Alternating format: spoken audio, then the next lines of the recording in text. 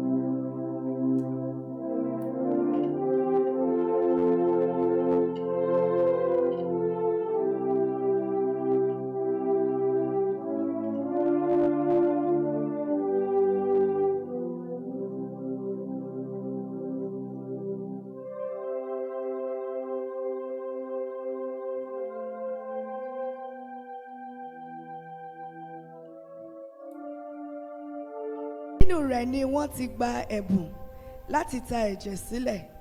Ìwọ ti gba ẹ̀dà àti èlé, ó sì ti fi ìwọ ra jèrè lára àwọn aládùúgbò rẹ. Nípa ìlọ́nilọ́wọ́gbà, ó sì ti gbàgbé mi, ni Olúwa Ọlọ́run wí. Bàbá wa àti Ọlọ́run wa àti bàbá wa, adúpẹ́ aláyọ̀ ìyìn lógo agbé yín ga, ṣe yín lọ́ba lọ́pọ̀lọpọ̀. Olúwa gbọ́ ọpẹ́ wa, Olúwa gba ìyìn wa. À ń lọ nínú ọ̀rọ̀ yín, Ọlọ́run máa bá wa lọ, ayérayé máa kọ́ wa. Jésù Olúwa wa. Àmín àmín àmín lórúkọ Jésù. Ẹ káàsán, ẹ káàárọ̀, ẹ kúrọ̀lẹ́ ní gbogbo ibi tá a bá wà lórílẹ̀‐èdè alààyè, lórúkọ Jésù. Ọlọ́run ò ní fi wá sílẹ̀. Ọ̀rọ̀ tá a máa fi gbára wa ní ìyànjú ní èní ọjọ́ 13, òun náà ni èrè àjẹjù àbí owó èlé. Lákọ̀ọ́kọ́, kí ni èrè àjẹjù? Kí ni owó èlé? Èrè àjẹjù jẹ́ èrè tí èèyàn ń rí tó ń fi ìwọ̀lára tó fi ń gbà. Profit is the money we collect that we use. Nǹkan tó bá yẹ kí wọ́n tà lówó yẹ tó kó rọjú, bọ̀ wọ́n ti gbé oríṣiríṣi ìwọ̀lára lé wọn ní mo gbúdọ̀ jẹ èrè púpọ̀ nídìí. Nínú májẹ̀mú láéláé, èrè àjẹjù yìí ó jẹ́ nǹkan tí Ọlọ́run kò fi ọwọ́ sí. Profit is what God does not have hand in it. Owó èlé ní ìdàkejì, òun náà ni kí èèyàn yá ni lówó kó tún fi èlé lé lórí, kó ní owó tí mo yá ẹ yìí o, tó bá máa dá padà wàá fi san iye bàbá ẹ̀. Kò kì í jẹ́ kí èèyàn kó bọ́ nínú gbèsè. It does not allow someone to come out from debt. Ní ìgbà tó bá yáwó tó fi èlé sí owó tó yá, when you borrow money, èrè bó ṣe máa dá owó tó yá padà ni wàá máa sá. Wàá tún máa sáré bó ṣe máa dá èlé náà padà. You still be running to the profit. Ẹlòmíì gẹ̀dẹ̀rẹ̀ ó lè má lórí ọ̀fẹ́ àti rí owó yẹn san. Gbèsè á wá máa gorí gbèsè, á máa gorí ara wọn. Kí ló ń fa owó èlé yìí náà? Ojú kòkòrò ló máa ń fà á. Nínú ìwé Leviticus 25. In the book of Leviticus 25. Verse 35 to 38. Verse 35 to 28. Yíyára ẹni ní yíyára aláìní lówó, àti bí arákùnrin rẹ̀ bá ti di tálákà tí ọwọ́ rẹ̀ bá sì rẹlẹ̀ lọ́dọ̀ rẹ̀, Ìjẹ́ kí ìwọ kí ó ràn án lọ́wọ́, ìbá ṣe àlejò tàbí àtìpó, kí òun kí ó lè wà pẹ̀lú rẹ. Ìbá má ṣe gba èlé lọ́wọ́ rẹ̀ tàbí ẹ̀dà, ṣùgbọ́n bẹ̀rù Ọlọ́run rẹ, kí arákùnrin rẹ kí ó lè wà pẹ̀lú rẹ. Ìwọ kò gbọdọ̀ fi ọwọ́ rẹ fún un ní ẹ̀dà tàbí kí o wì í ní oúnjẹ rẹ̀ fún àṣálẹ́. Èmi ni Olúwa Ọlọ́run yín tí ó mú yín láti ilẹ̀ Íjíbítì jáde wá láti fi ilẹ̀ Kénáánì fún yín àti láti ṣe Ọlọ́run yín.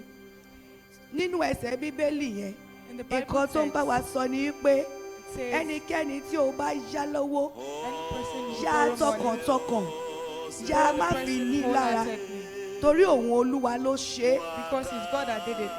Yá ní owó yẹn, má Borrow the fi person. èlé sí. Tó bá ti fi èlé sí, o ti fowó yẹn ní lára. Don't put interest in the Ìwọ tó money. yáyàn lówó tó fèlé sí, o fi ní lára ni. You that borrow person Ó and dẹ̀ put jẹ́ interest. nǹkan tí Ọlọ́run ò fẹ́ rárá. God does not like it. Owó èlé kò ń ṣe nǹkan tọ́lọ́run fọwọ́ sí, kò ń ṣe nǹkan tó dára, kò ń múni bọ́ nínú gbèsè, ó máa ń múni dàgbà nínú gbèsè ni. Lórúkọ Jésù àní jẹ gbèsè. Àmín. Àtèmi àti yín, lórúkọ Jésù gbèsè ò ní bọ́ wa múlẹ̀ bí ẹ̀gbẹ́ aṣọ. Àmín. Àdúrà tá a máa gbà nísìnyí ni pé Ọlọ́run wa àti bàbá wa, God. gbogbo ogun gbèsè nínú ayé wa, Ọlọ́run bá wa fòpin sí. Àmín. Gbogbo gbèsè èyí tó lè ní wá lára, kọ́lọ́run kó bá wa yanjú ẹ̀. Àmín. Nínú ìrìn àjò yìí, nínú ìlànà yìí, kọ́lọ́run kó má ṣe wá ní gbèsè. Àmín. Kádùúrà kó má ṣe tiwa tì. Àmín. Wọ̀nyí lórúkọ Jésù Kristi Olúwa wa. Àmín.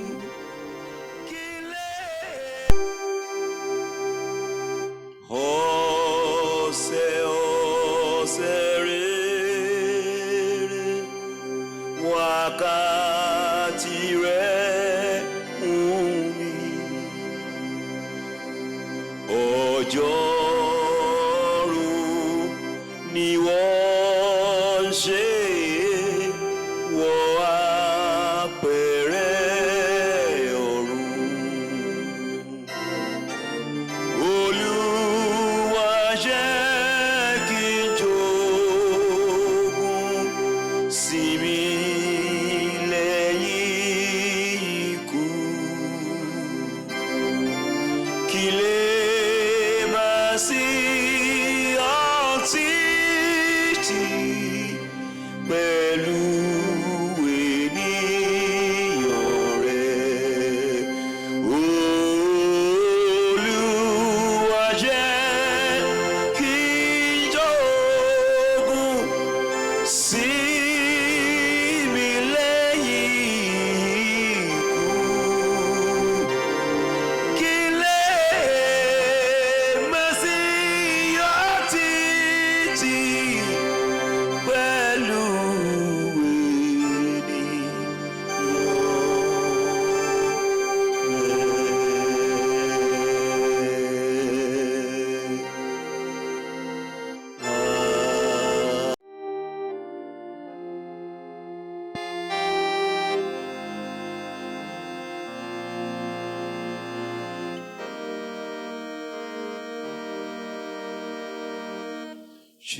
Jésù lọ́jọ́ àánú yìí, kí àkókò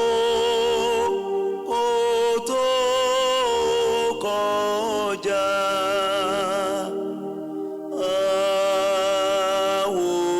Àwòlẹ̀ ní èkún.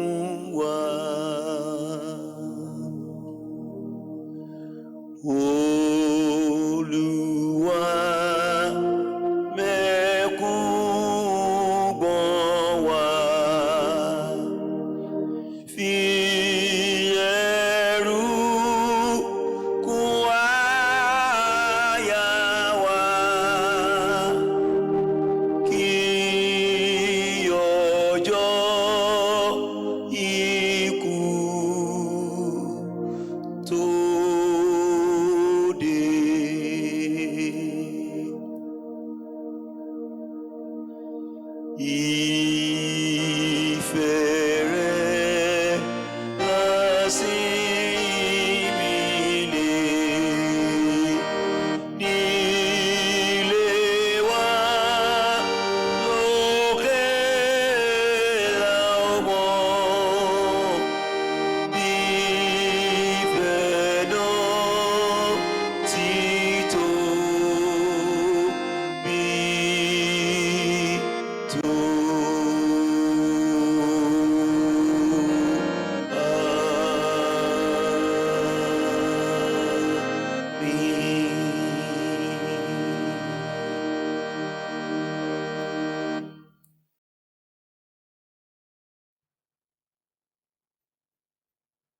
Olódùmarè àti Ọlọ́run ayérayé, ẹni tí kò kórìíra ohunkóhun tí ó dá, tí ó sì ń dárí ẹ̀ṣẹ̀ jì gbogbo àwọn tí ó ronúpìwàdà.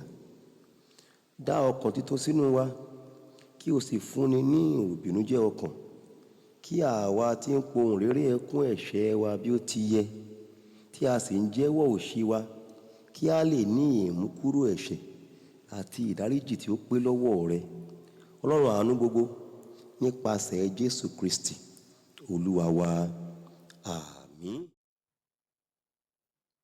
Olúwa, ẹni tí ó gbààwẹ̀ nítorí wa ní 40 ọ̀sán àti 40 òru, fún wa ní oore ọ̀fẹ́ láti gba irú àwẹ̀ bẹ́ẹ̀, kí a lè máa tẹ eré ara wa ba fún ẹ̀mí àti títí láé, kí àwa kí ó lè máa mú èrè tí ìwọ ti fi sí wa nínú ṣẹ ní òdodo àti ní òtítọ́ ìwà mímọ́, fún ọlá òun ògo rẹ, ẹni tí ó wà tí ó sì ń jọba pẹ̀lú Baba àti ẹ̀mí mímọ́, Ọlọ́run kan, ayé àìnípẹ̀kun.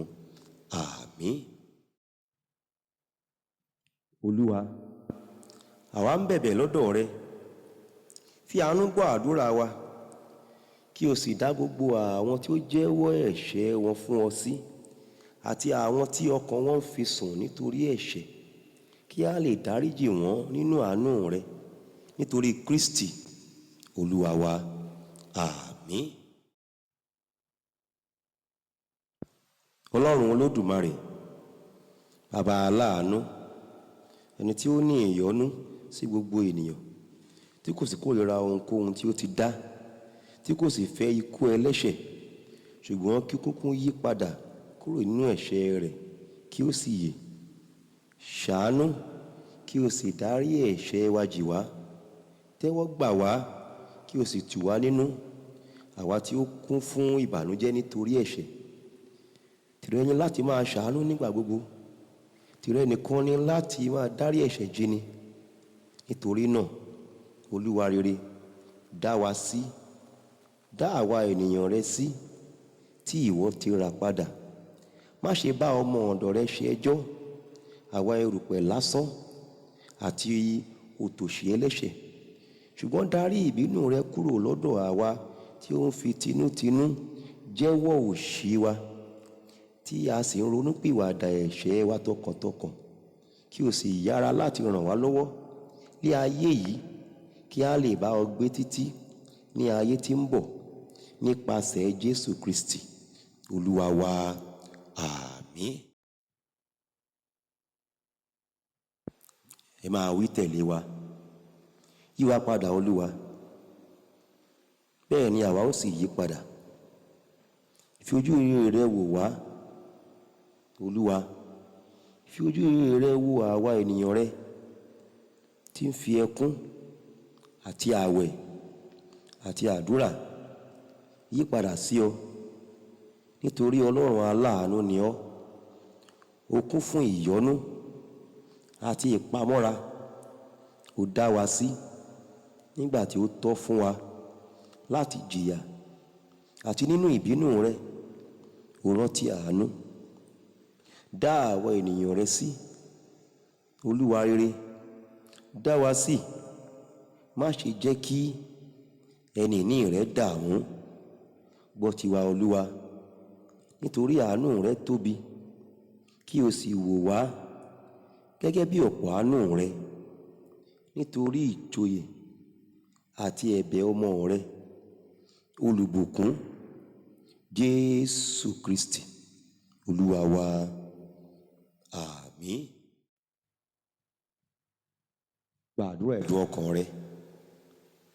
Wí ní kẹ́lẹ́kẹ́lẹ́ fún ọba tí ó san fún ọ ní gbangba.